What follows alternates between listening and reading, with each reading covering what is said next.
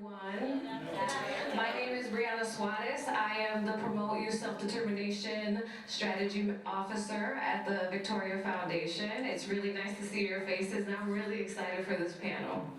I have had the opportunity to work with some brilliant voices from Newark who have done great work in Newark, have lived experience in Newark, to talk about the power of youth voice, the power of serving youth, the power of helping youth get to the next stage in their collective lives, both individually and as a collective. So I'm just really excited for y'all to hear these folks, hear about their experiences. So the reason that we decided to do this panel is because, yes, we have a Promote Youth Self-Determination strategy, but also because the foundation has for a long time believed in the power of youth and families. For the last 100 years, we have funded numerous organizations, numerous leaders in the community who are doing good work to provide leadership, to provide organizing capacity, to provide moments of expression. And what I love about this space is we even welcome the little ones, right? We have to make sure that they're hearing what's happening in the community, hearing what's happening with our people, and making sure that there's a space for them. So without further ado, I am going to introduce our performer. Her name is Dominique Bateman. You'll hear a little bit more from her on the panel, but she's going to perform an original piece.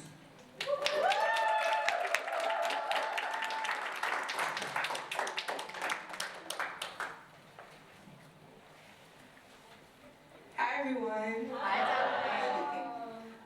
So my poem is called I Come From, and just a little background. I was sitting in my college seminar class, and my counselor gave me an instruction to write a free write based on where you come from, and yeah, this is just where I come from. So. I come from the rugged terrain of rocky sidewalks and fields of patchy grass. I come from the cramped two-bedroom apartment filled with loud voices and open mouths. I come from the dimly lit hallways and scarlet red iron doors with peeling paint. I come from the laughs of men shooting dice as we run out the corner store with 25-cent ices, full of artificial coloring and preservatives. But we ain't know no better. We just know fun and relief from the scorching sun. I come from the sticky, sugary sap of Luther Vandross on Saturday mornings, his melodies leading me to the buttery stack of Aunt Jemima pancakes, greasy beef bacon, and cheesy eggs. I come from the thick and nutty raw shea butter applied to my face carefully each morning. I come from the 3 sprays of perfume applied to my wrist, chest, and neck. You can't forget the glossy lips and blow a kiss. I come from the worn black couch. Tired it is. I run my finger along the numerous fabric tears, each tear signifying the play fights between sisters, fused over word games, and laughter as we crowd the television. The loud ringing of barrettes knocking together in the size of timeout. I come from the pitter-patty of shiny black Mary Janes and loafers, shined bi-weekly by my father. I come from the munching of the hungry caterpillar, the red delicious apples from the given tree, the long and exhausting breath of chrysanthemum, and the fearful fright of where the wild things go. If you give a mouse a cookie, he may eat it. But if you give a girl wings, she may soar. I come from the concrete of rose I am. I come from my mother's restless nights and deep sunken eyes, her sacrifice. To say she did it, college bound. So mama passed the baton, I got it. Turn the blinders on. Their hateful gazes cannot pierce the leathery skin I have built. I come from greatness.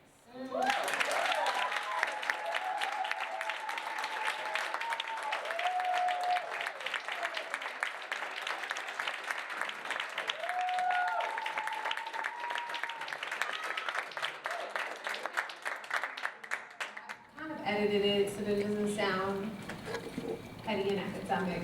And so they landed on power means young people in their communities get to decide what they want for their lives and have the tools and resources to make those decisions a reality.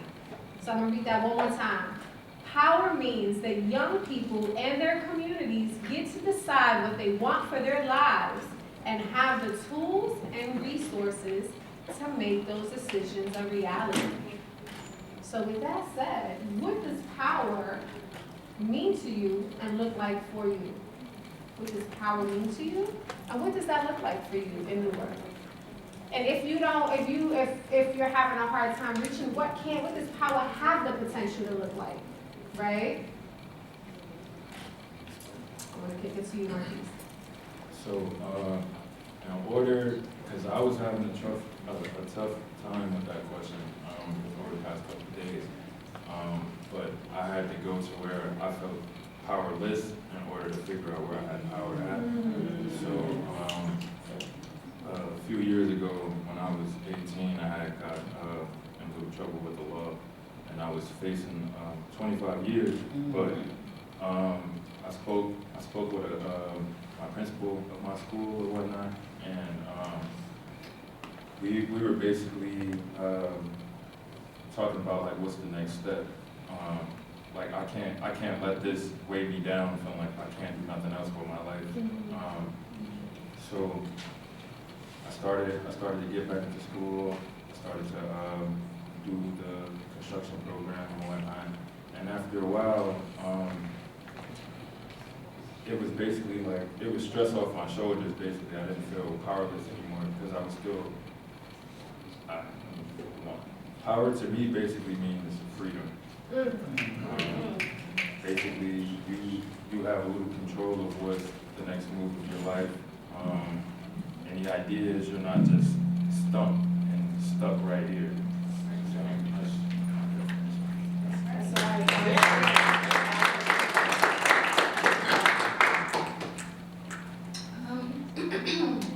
Power is a very general and broad term. I think that there's a lot of nuance in power. The word power and the definition of power, it can mean a lot of things. It can mean money, it can mean control, it can be a negative term, it can be a positive term. It could mean a sound system that worked. But I think power to me is the ability to control myself and control the situations that I'm in.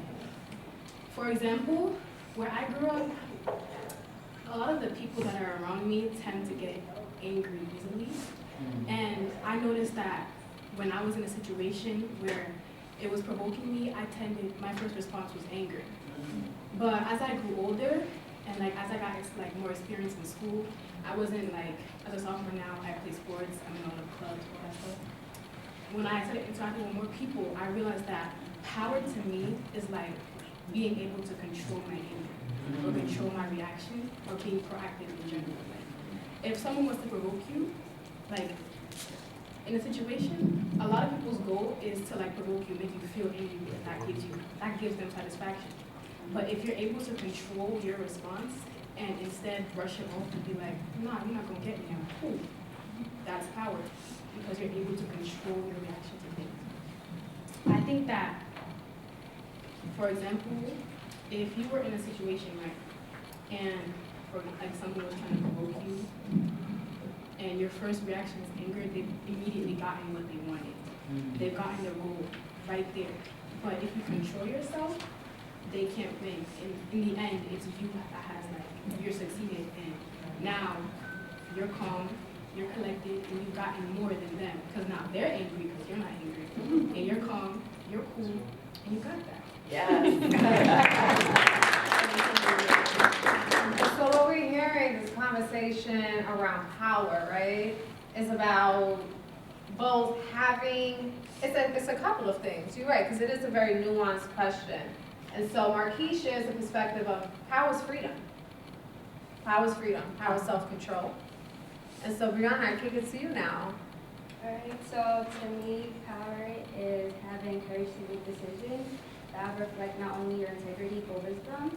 I would say power is about standing in your truth even when it's not easy. Additionally, I would say power is about moving with purpose. So when you understand why you're here, you tend to move differently and intentionally, and that's where your true strength lies. Also, power is about making a positive impact not only in one's life, but also in the community. And no matter how big or reinforce more, your actions tend to be, you can have a ripple effect. So overall, I would say power is about maintaining true to yourself and standing in what you believe in. Though it's easy to be influenced by outside factors or voices, it's just about believing in yourself and having faith. Thank you. Thank you. So it's about these values: integrity, authenticity, self-control, freedom. Thank you for that. Dominique? This is a very difficult question for me. Also, like, I feel like it's a very ambiguous question. One, like, I have a couple different opinions. I think power, like, speaking to, like, from a young person's perspective to, like, older people in our community, I think, like, power is, like, kind of, like, taking your hands off, like, giving young people the space and the ability to make mistakes, one, and also to, like, basically use their own discretion in situational experiences. Like, for me, my power is writing. I find comfort in writing. I feel like my voice is exemplified through writing, and I don't feel like my writing would be as powerful if adults nitpicked at everything I said or try to censor me, because when you're censoring somebody, I feel like you're rendering them powerless. In my opinion, I write about topics such as identity, social justice, also like just difficult topics, and sometimes in professional spaces or even academic spaces, like I feel like sometimes I have to alter myself, and that's like the act of altering yourself is like it makes you powerless, in my opinion. Also, I think power is confidence. When you know you're confident and you're sure of yourself, that's your power. Your power is your voice. Like, that's the thing I would say. Your power is your voice. It's your ability to articulate yourself. It's your ability to advocate for yourself. So, yeah, I feel like power is voice. Thank you. So everything that folks share, right, are really, yes, their power, and they're the stepping stones to self-determination, right? So you have freedom. You got to be free. If you're talking about being a self-determining being, one has to be free. One has to have self-control, right? Or self-aware. I like to say self-awareness rather than control. So like self-awareness, knowing when and how to move and react. One has to be authentic and true to themselves and have integrity, no matter, and live true to their values, the things they say they're about. Our artistic practice, right? And having a voice is also one of those stepping stones in terms of leading a self-determined life. So I wanna thank you all, and I wanna invite your organizational leaders to come. I have some seats behind me. I want y'all to come. We're all gonna scooch in, big family style.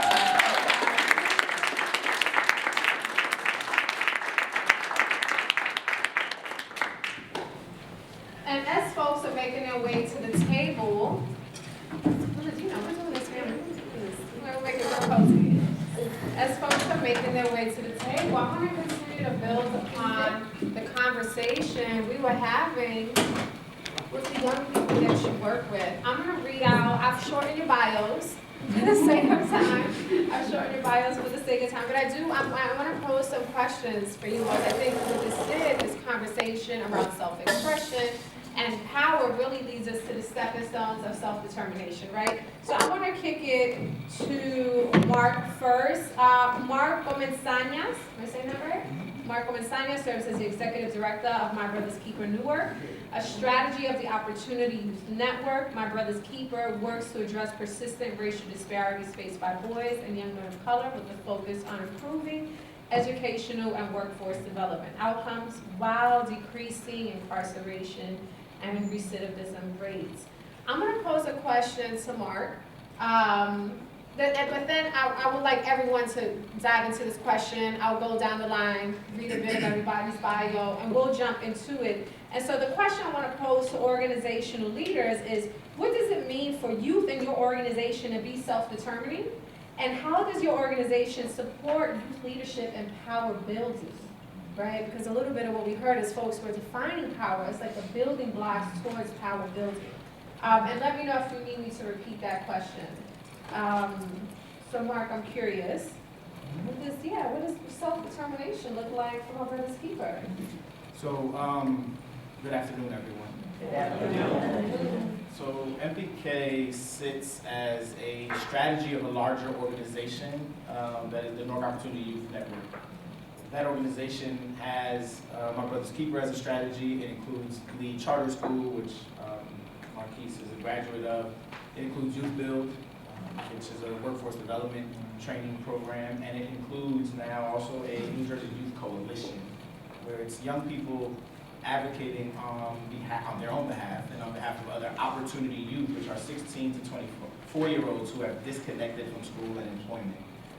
I contextualize that because while I appreciate Marquise giving me some flowers, it is an organizational ethos that actually promotes use of self-determination. You can't do it with just one individual. So I want to call that out explicitly. I also want to call out the fact that we have a healthy history in our city of agitation and advocacy from outside organizations. But I think we can do a much better job of agitation and advocacy and reimagining from inside of those organizations.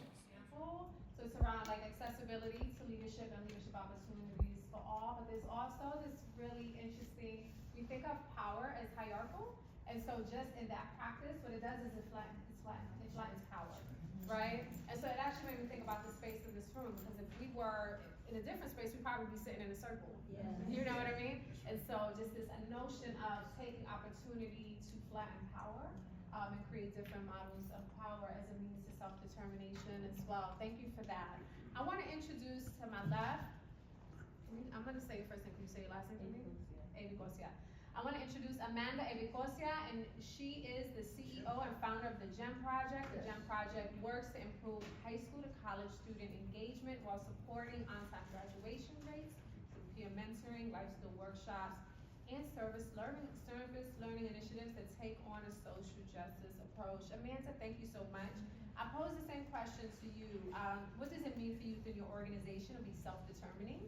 How does your organization support youth leadership and power building? Thank you so much for that question, and also just an honor to be on panel with so many of my peers whose work I'm very much a fan of. And so when it comes to self-determination for us, that means that youth are confident in their capabilities to design the futures in which they want to engage in. And that confidence sometimes does not happen overnight. It takes a lot of unlearning, sometimes from systems that may not promote that type of empowerment that we want to see in our young people. And so for us, it starts with, as being positive adult allies or trying to be on that journey to stay on track, is primarily to understand that we are not gatekeepers of tools and information. And also, we need to also create that space where it's okay not to know everything. In fact, we need to also set a step back and say that we are also collaborative in our learning experiences alongside young people. And so everything, as much as the systems that we engage in as people, as a society, is today, we have to figure out ways in which we are designing systems in which our young people and ourselves can play within to be able to improve the lives that we want to see. And so an example of that is one, we operate, I know you mentioned the Funders Collaborative of Youth Organizing, and that I truly appreciate those tenets, because everything that we do around that space is all about understanding how can we build with a youth organizing philosophy. What that means is, how can we as adults and as young people learn to identify problems effectively and equitably? Like, how are we posing these problems, and how are we allowing young people to pose these problems and to identify them as actual real problems? How are they going into the communities, questioning, surveying, to make sure that we're validating that these are actual real problems? first? And then how are we also creating space for them to engage in systems and to level the playing field, level the power dynamics, whether it be from elected officials or other decision makers or law makers in a way where they are in the same spaces with young people so that they can engage with them when they are posing issues and concerns that are most important to them.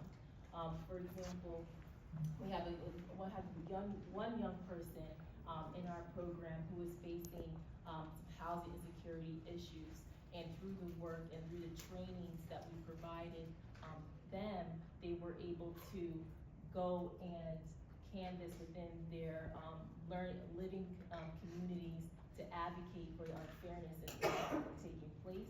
We were able to connect them to the city hall, and they were able to do an investigation, and everybody within that living community was able to stay within their homes. And she herself felt empowered because she was learning the tools, and we were able to learn these tools together in a way that she was not only to be able to change her own circumstances, but the circumstances of the entire living community for himself. So that is just a key example of what it means to not gatekeep information, and then also allowing us to feel comfortable in making mistakes. And understanding what those mistakes are, and leaning into our even partners who know more, who connect us to the right persons or the entities that can help address these problems and issues that young people face. Thank you, Amanda. And that evidences itself in different ways. For example, the emergence of that key part of our mission around being an organization for young women and gender expansive youth came directly from the push of young people who said, actually, I'm safe in this space, I feel, included in this space, but do I truly belong if how we articulate our mission doesn't include my gender identity? And that's a real question, right? Of being like, oh shoot, okay, so how do we make sure that our actions, our words reflect the depth of belonging that we want young people to feel when they're in that space? And so young people actually worked with the director of programs and leaders of the org over several years to really think about how to audit our language around gender inclusivity, to shift it. And that meant letting go of, or shifting really core pieces of who we thought we were, right? So for a long time, our core program was called the Sisterhood Program. And it evoked a really important feeling for our alumni, for the staff who used to, around sisterhood, like once upon a time. And really thinking about to make sure that there is safety and belonging in this space, what actually, the naming of it, what we call it, is really important. And we are accountable to all of our young people to make sure that they feel that belonging. And so over the course of kind of a school year, a group of young people worked together with the leadership of the program team and the organization to shift the name. So there was a lot of intention, a lot of discussion, a lot of thought and leadership around what that rollout was going to be, how we were going to help peers understand that, how we were going to create opportunities to, create opportunities for learning there, and ultimately the program name was shifted to siblinghood, and that was something that young people, it may seem like a simple shift, but I didn't make that change. I didn't say, okay, now we're gonna call it this. It really was a process that included, and that was led by young people, because we know above all else we're accountable to how they are able to show up in the space, and making sure that we keep that space a place that they want to keep coming back to. So Thank you so much. These are all really beautiful examples of leadership and self-determination happening in real time, right? And so this sense, and also multiple examples of power sharing, really interrogating our role as adults and saying we don't have all the answers, right? We don't have all the answers. And so if we are accountable to young people, what does power sharing look like? And how does that create the conditions, right, to allow for self-determination? This is a really beautiful conversation. Last but absolutely not least, I want to introduce Tasha Grant, who is the founding artistic director of the Maroon Theater Project.